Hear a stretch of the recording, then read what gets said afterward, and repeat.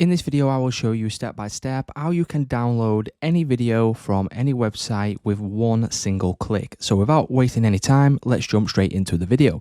So the first thing that we need to do is head over to Google Chrome, and then you'll need to go to the Chrome Web Store.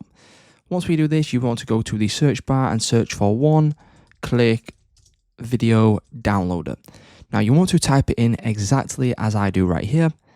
And then once you do that, you can click on the top one right here. So a one-click video downloader, click on this and then add this to your Chrome extensions. Once we have done this, we are good to go to the next step. We can then head over to the website. For example, I will use Vimeo right here. We can go to the top right-hand corner, click on our extensions, and then you want to select one-click video downloader and then click on the download button. Once we select the download button, what you will now notice is that the video will then pop up right here. You can name this whatever you want. So tutorial 123, for example. You can choose the destination where this does save and then click on save.